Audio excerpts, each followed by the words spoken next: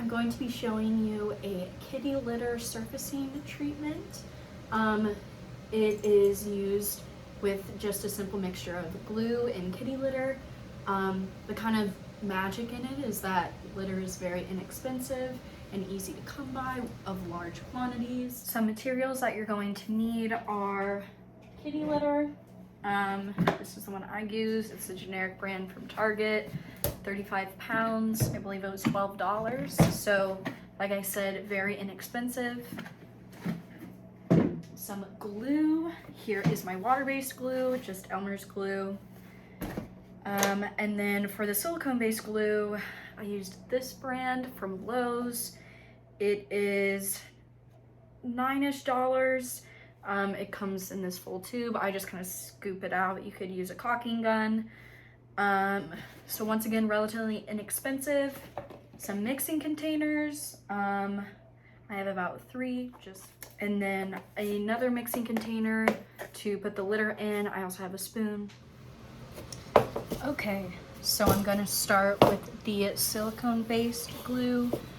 Here's just an empty canister. I'm gonna take my silicone. Once again, here's the one I'm using. You can either use your hands, ideally with a glove, or a knife, which I'm going to use a knife. Just kind of take some out and scrape it off on top. Take some out, scrape it off on top. You get the deal. Scrape it off on top. So now that you have the silicone-based adhesive, you're going to take some of your litter, and I'm just going to take a little scoop off the top here. I can get that, okay. And just dip it in the litter, and it is going to adhere to everything. Whatever it touches, it's going to grab onto it.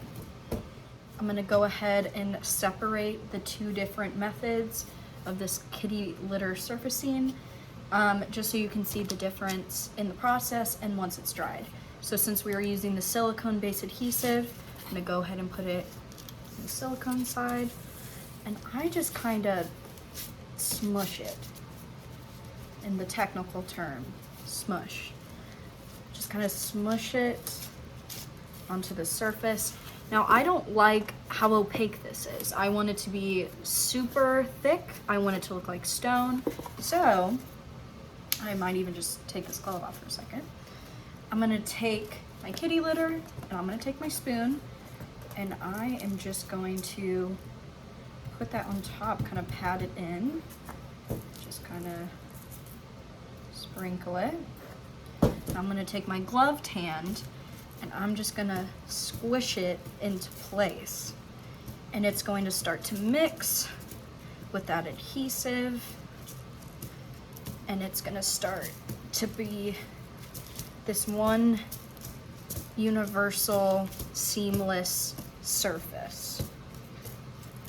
And now here is what it looks like once everything is all mixed together on the surface.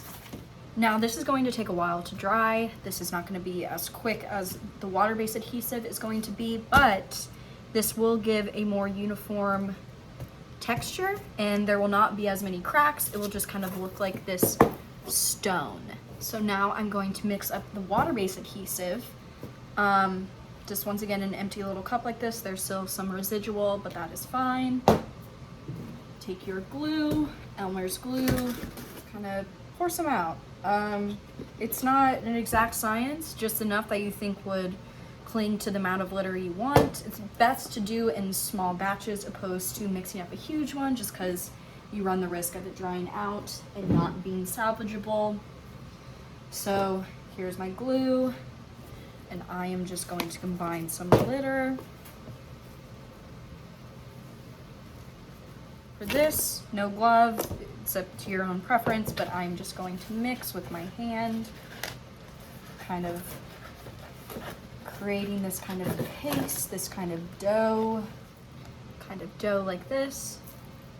We're gonna squish it down. I would usually prime a surface like this with some kind of glue. In this case, I did not. It's not gonna be as structurally sound. but that's not necessarily as important to me. I just kind of want to give it some texture. If it is very important that it's structurally sound, then yes, add a layer of glue, either that silicone based or it could be the water based. As you can see, definitely have more of a width to this one, more body present in this. This can also, you can model, very surface level. I wouldn't get too crazy, but you can model. So here's some little divots. Here's a little divot. Here we go.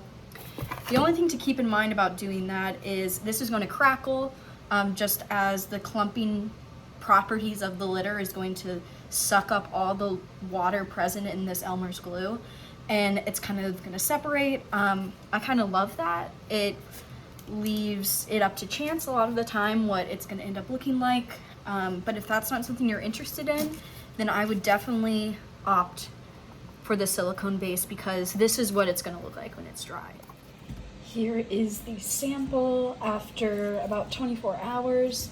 This is the side with silicone, and then this is the side with the water-based glue. As you can see, the water-based glue crackled up real nicely. Here is the sample that we worked on in the video. As you can see, it held its shape pretty well. Less crackling just here and there. Here's the silicone. It was applied not as thick as the previous sample, so it's definitely hardened.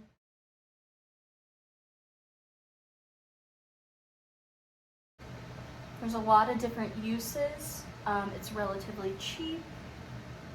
It's overall a pretty easy hack to give your sculptures the look of a very expensive stone while it is literally kitty litter.